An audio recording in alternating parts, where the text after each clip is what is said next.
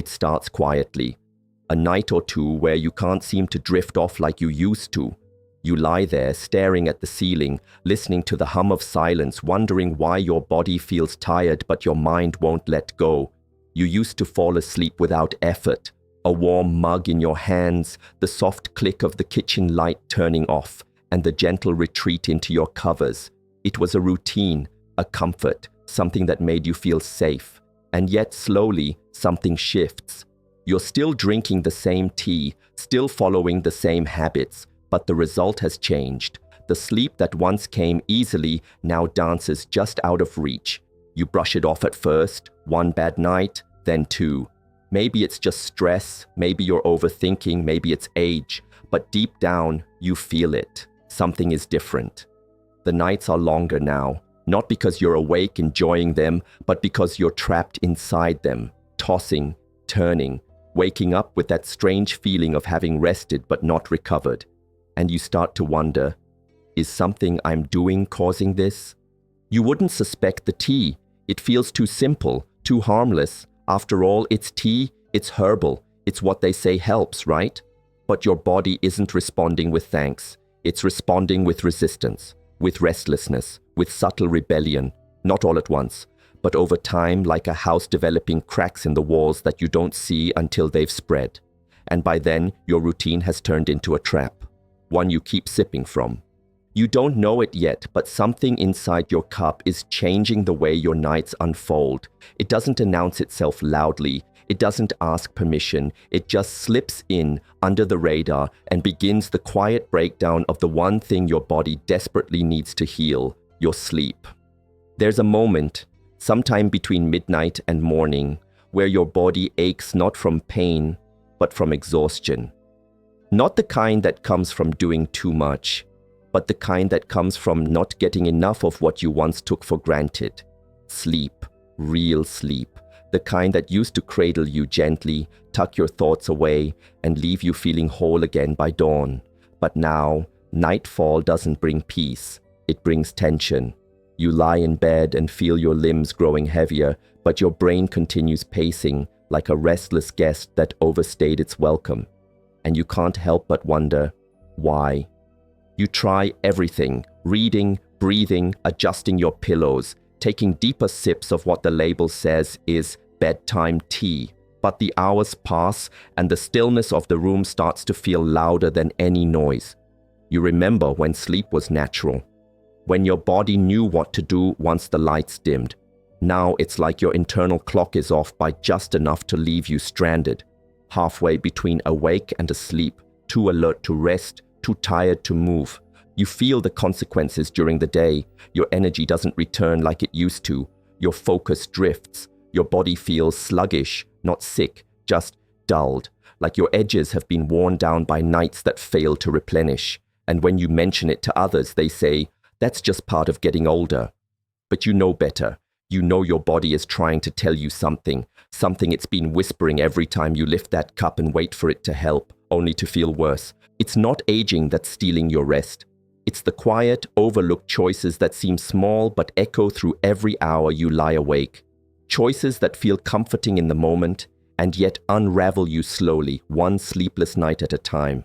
There's something sacred about routine, especially when the world feels unpredictable and your body no longer moves the way it used to. A warm cup of tea before bed can feel like an anchor. The scent, the steam, the way your hands wrap around the mug.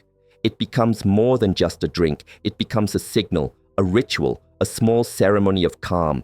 And for a long time, you believed it helped. Because how could something so gentle ever harm?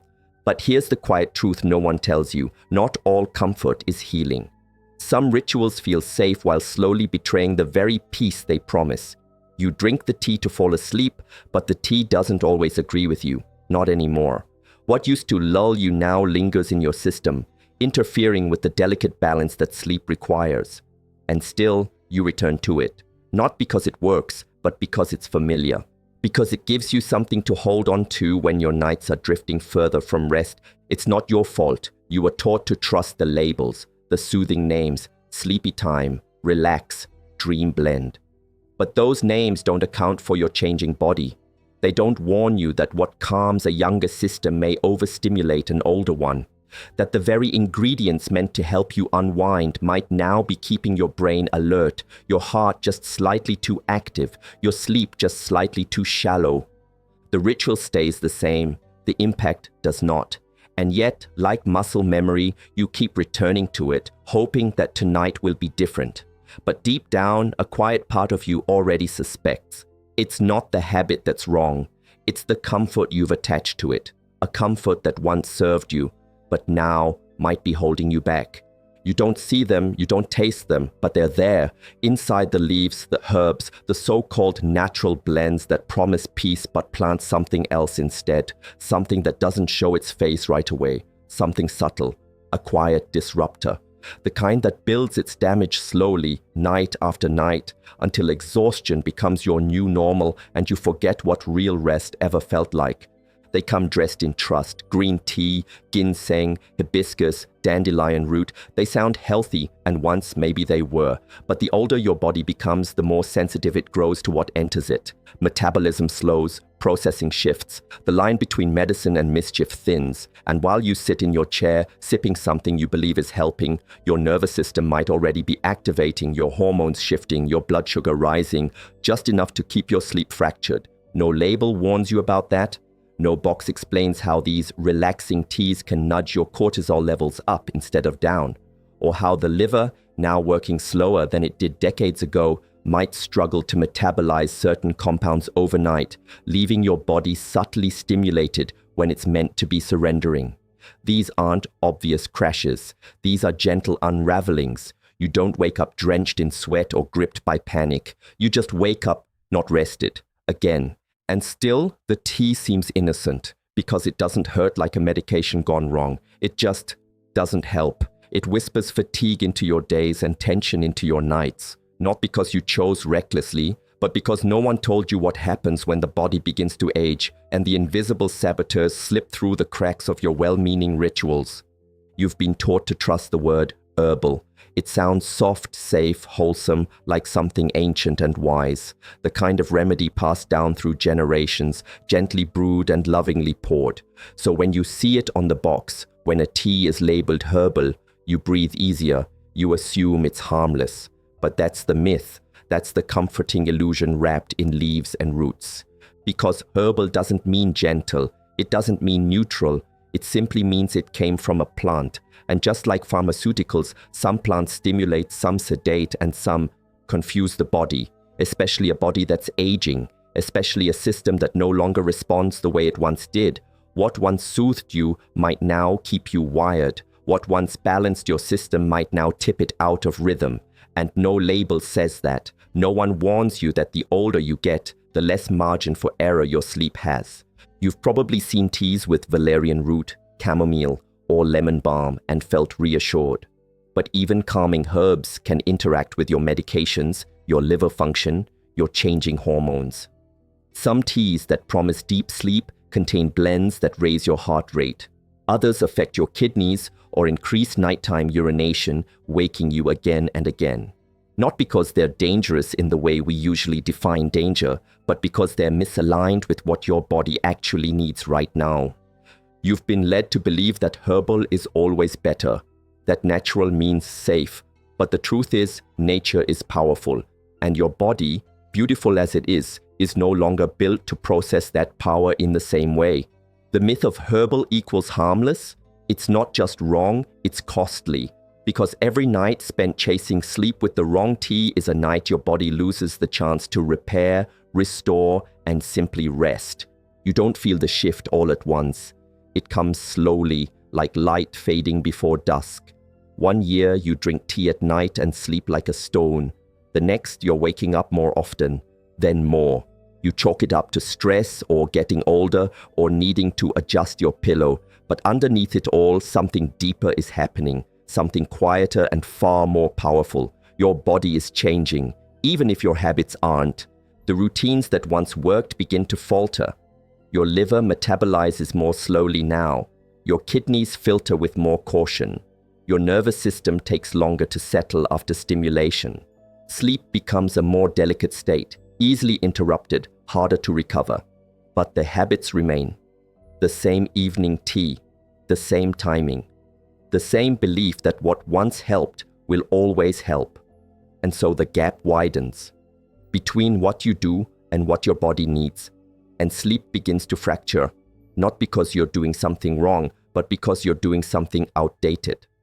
We like to think our bodies stay loyal to familiar rhythms, but aging rewrites the rules. Caffeine lingers longer, hormones fluctuate more, blood sugar doesn't self-correct the way it used to. A single cup of something too stimulating, too sweet, or too taxing can shift the entire chemistry of your night. And you might not even notice until you wake up feeling tired, achy, or inexplicably off. It's not about blaming yourself, it's about becoming curious. The truth is your habits don't age with you, they stay frozen in time. But your body doesn't, your body evolves. And if you keep honoring routines from a younger you, you may unintentionally be working against the very rest you crave now. The kind of rest that doesn't come from holding on to the past, but from listening to the present. It's a strange thing to reach for something warm, something soothing, and find yourself more awake than before. You thought the tea would calm you. You thought the heat would relax your shoulders, slow your breathing, soften your thoughts. And at first, it feels like it does. But beneath the surface, another reaction has begun. A stirring, a subtle charge, one that keeps your body just alert enough to stop the descent into deep sleep. Because not all warmth leads to rest. Sometimes warmth becomes wired. There are compounds hidden in certain teas, natural stimulants like theobromine, catechins, even residual caffeine, that don't always make themselves known with a racing heart or jittery limbs. They're gentler than coffee, yes, but still potent, especially in a body that processes things more slowly, especially at night when your system is trying to downshift and something else is quietly pressing the gas. You feel it, even if you don't name it. That sense of being tired but still not able to let go. Your mind skimming just above sleep, never quite sinking in. Your dreams feel lighter. Your waking feels sooner. And by morning there's a dullness. Not the sharp edge of insomnia, but the ache of never having fully gone under. Of floating through the night without anchoring. And the source? It doesn't look dangerous. It looks comforting. A familiar mug. A trusted label. A tea you've been told is healthy, soothing, good for you, but your body tells another story. Because even the softest stimulants can keep the door to rest just barely cracked open, enough for you to feel like you slept, but not enough to feel like you truly rested. Sometimes what feels like comfort is just noise in disguise, and the warmth you seek may be the very thing keeping you from peace. You read the box, you see the word that promises safety, decaffeinated. It's supposed to be the green light, the reassurance that what you're drinking won't keep you up, won't touch your sleep, won't agitate your already sensitive rhythms. And so you pour it without worry, sip it like a lullaby. But what the label doesn't say is this: decaf isn't the same as caffeine-free. And for a body that now clings to balance, even small things can make a big difference. You'd never guess that your gentle nighttime tea might still contain traces of caffeine, just enough to keep your brain from slipping fully into rest. The decaffeination process doesn't remove it all. What's left behind may seem insignificant to someone younger, someone with faster metabolism and fewer medications dancing in their bloodstream. But to you, it's not insignificant. It's disruptive, especially when that trace hits your system when it's trying to shut down, not gear up. And the tricky part? The effects are rarely dramatic. You don't feel jolted. You don't lie awake for hours with racing thoughts. Instead, you drift in and out. Wake up once, then again and again. Your sleep is lighter, your dreams more scattered. You wake up remembering the night when you should have forgotten it entirely. That's the body's way of saying something small is still keeping the engine on. The world tells you that decaf means freedom, that it's the wise choice, the gentle option. But for some teas, especially green and black varieties, the caffeine hangs on, like a whisper in the room when you're trying to fall asleep. And if your nights have started to feel more restless, more broken, despite the choices you've made to protect them, this might be the culprit hiding in plain sight. It's easy to overlook. You think of tea as light, clean, uncomplicated, a simple drink with no edges. But not all teas are innocent. Some come laced with hidden sweetness, licorice root, cinnamon blends, fruit infusions. Others include stevia, honey granules, or even glucose-raising herbs. They don't scream sugar, but your body hears them loud and clear, especially at night when your blood sugar should be winding down, not spiking into motion. You feel it in the way you stir beneath the sheets, that sudden warmth in your chest, a gentle heart flutter, a restless kind of energy that has no place in the stillness of midnight. These aren't dramatic crashes or surges, they're ripples, just enough to keep you floating at the surface of sleep, never sinking into the deeper currents where true healing happens. Your body wants stability, but those sneaky teas, those blends that promise comfort but sneak in stimulation, are shifting your internal chemistry at the worst time. Your insulin tries to respond, your cortisol starts to stir. The balance that sleep requires begins to wobble, and once it tilts, the whole night tilts with it. And in the morning you don't remember sugar, you remember fatigue, a strange dryness in your mouth, a fog you can't quite explain, and so you drink more tea, thinking maybe you just need another warm cup to reset. But the cycle repeats. Not because you've done anything wrong, but because what's hiding inside that innocent bag of herbs and flowers was never meant to accompany you into the night. Your body is asking for rest. What it's getting is confusion, not from a loud mistake, but from small, sweet lies hidden in a tea bag. There's a rhythm to your body, a clock ticking not by hours but by chemistry. Organs rise and fall in their activity depending on the time of day, and deep in the night, when you're supposed to be still, healing, drifting into the slow waves of deep sleep, your liver is meant to do its quiet work, detoxing, balancing, repairing.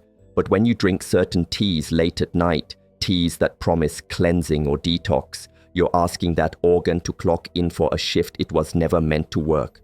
You might not feel it immediately. There's no pain, no alarm, but deep inside, your liver begins to activate when it should be resting. Some teas like dandelion root, senna, burdock, or slim blends stimulate the detox pathways in your body just enough to pull it out of parasympathetic calm and into processing mode. And once that happens, your entire nervous system gets the message, we're not done yet. The stillness you are seeking is replaced with something else, an undercurrent. You may not be fully awake, but you're not fully asleep either. You toss, you wake up sweating, you feel your heart beat slightly harder, not because of fear, but because your internal systems are working instead of winding down. You wanted peace. What you got was internal labor. And in the morning, there's confusion. You thought you did something good, you chose a tea that claimed to help your body cleanse. But your body wasn't asking to be cleansed, it was asking to be left alone. Because true rest isn't just about sleep, it's about allowing your body to return to stillness. And when your liver is forced to light up in the darkest hours, that stillness never comes. They make it sound like decline is the default, like struggling to sleep, waking up exhausted, or dragging yourself through the day is just part of getting older. That's what happens, they say, as if you're supposed to accept it. But what if it's not your age? What if it's not your body breaking down, but the guidance you've been given that's broken? What if the problem isn't in you, but in the misinformation that surrounds you? You were told herbal teas are gentle, that natural means safe, that nighttime blends are designed with your health in mind. But no one told you that many of these blends were never studied in aging bodies. No one mentioned that what soothes a 30-year-old might overstimulate someone in their 60s, or that some teas conflict with medications, disrupt hormones, or nudge your sleep hormones just far enough off balance to ruin your night without making it obvious. So when sleep gets worse, you blame yourself. You assume your body is slipping, you feel guilt for being tired, for not bouncing back, for needing rest that never seems to arrive. But you're not failing. You're adapting. You're trying to find rest in a landscape of half-truths and misleading labels. You're honoring the rituals you were taught to trust, not realizing those rituals may no longer be aligned with your body's needs. And still, you keep searching, because something in you knows this can't be all there is. That sleep should still come, that rest should still restore, that your body, even now, has the wisdom to heal, if only it's given the right conditions. This isn't a story of inevitable decline, it's a story of misinformed choices, and the possibility that lies on the other side of awareness. You feel it before your feet touch the floor, that heaviness in your limbs, the slow, dragging start to the day. It doesn't make sense. You went to bed at a decent hour, you thought you slept long enough, and yet your body tells a different story. Your eyes open, but your energy doesn't rise with them. You move slower, think foggier. Everything takes just a little more effort. And somewhere deep inside, you start to wonder if this is just what life feels like now. But it isn't. Not exactly. Because the root of that exhaustion may not be your age. It may be what you sipped just hours before. Sleep isn't just about duration. It's about depth. The kind of rest that rebuilds tissues, rebalances hormones, cleans the brain. It happens in stages, and those stages depend on delicate chemical cues. And many of the teas labeled for bedtime, even the ones that sound calming, can interfere with those cues. They might help you fall asleep faster, but they also make that sleep lighter, shallower, fragmented. And when deep sleep is interrupted, it doesn't matter how many hours you spent in bed. You'll wake up tired. Some teas increase nighttime urination, others trigger microarousals, moments when your body briefly wakes without your full awareness. You turn over, you reposition, you breathe a little heavier, but you never drop deep enough, and in the morning the price is paid. You feel unrefreshed, and yet the connection to your tea goes unnoticed. It was supposed to help you after all. It felt good in the moment. But just because something feels soothing doesn't mean it serves you. The line between comfort and disruption is thin, and when you're already carrying the weight of aging, chronic conditions, or medication side effects, even small disruptions matter. They accumulate, and they slowly shape your days, starting with your nights. Not all teas are created equal, and not all of them belong in your nighttime routine. Some carry compounds that nudge your system in the wrong direction, away from stillness, away from repair. They may look harmless, they may even be marketed as calming or detoxifying, but when it comes to sleep, these 5 teas consistently work against the rest your body so desperately needs. Green tea may be praised for its antioxidants, but even in small amounts, its caffeine content lingers, especially in aging bodies. You may not feel a jolt, but it keeps the brain just alert enough to disturb deep sleep cycles. Yerba mate, often hidden in energy blends or relaxation teas, contains stimulants similar to caffeine. It may feel earthy and grounding, but it revs up your system when it should be powering down. Dandelion root tea is often sold as a gentle detoxifier, but it's a diuretic. It prompts your kidneys to work harder, increasing the likelihood of waking up to use the bathroom, disrupting your deepest, most restorative phases of sleep. Ginseng, though celebrated in traditional medicine for energy and stamina, is far too stimulating for evenings. It raises alertness and can interfere with the melatonin your body naturally tries to release as night falls. And finally, hibiscus tea, vibrant, tart, and often included in fruity blends. It can lower blood pressure, yes, but it may also drop it too far during sleep, causing the heart to beat irregularly or the body to stir in response. The result? A night of micro-interruptions you never fully remember but always feel by morning. You don't need to fear these teas, you just need to relocate them to the morning or midday hours where their properties can serve you, because at night, your body isn't asking to be boosted, flushed, or stimulated. It's asking to be held in quiet, in stillness, in rest. Your body hasn't stopped wanting rest. It's just waiting for you to give it the right signals. And sometimes that begins not with what you remove, but with what you replace. The answer isn't to fear tea, it's to choose it wisely. Because the right blend at the right time can soothe without sabotaging. It can calm without disrupting. It can cradle you towards sleep instead of pulling you away from it. Chamomile, when pure and free from additives, remains one of the gentlest allies for sleep. Its compounds bind to the same brain receptors as anti-anxiety medications, easing tension without overactivation. Lemon balm in low doses can support GABA production, the neurotransmitter that helps shut down mental chatter. Tulsi, or holy basil, works as a gentle adaptogen, helping your nervous system settle into its natural rhythm, especially when paired with a quiet evening. But even the best teas need timing, because what you drink is only part of the picture. When you drink it, shapes the outcome. Your digestive system needs at least 60 to 90 minutes to process a cup of tea before sleep. Drinking right before bed can increase bathroom trips, spike core temperature, or activate metabolic processes that compete with rest. That's not sabotage, it's physiology. And your body at this stage of life needs cooperation, not confusion. So give your last sip a boundary. Let it happen early enough for your system to respond gently. Create space between warmth and sleep. Let the tea mark the beginning of your wind down, not the final moment before you close your eyes. And in that space, notice what changes. The stillness comes quicker, the rest feels deeper. Not because you gave up the ritual, but because you reshaped it to serve the version of you that exists now. This isn't restriction, this is alignment. You're not cutting things out, you're tuning things in. And the body, when listened to with this kind of care, always answers with gratitude. All along, your body hasn't been trying to fight you. It's been trying to speak to you in subtle signals, in quiet discomfort, in those long nights and heavy mornings. It's been asking, not yelling, for a shift, for your habits to catch up to your healing, for your comfort to evolve into care, and now you see it. The teas you once trusted might have felt like support, but they became noise, gentle, familiar noise that drowned out the rhythm of true rest. You don't need to punish yourself for what you didn't know. This wasn't failure, this was loyalty.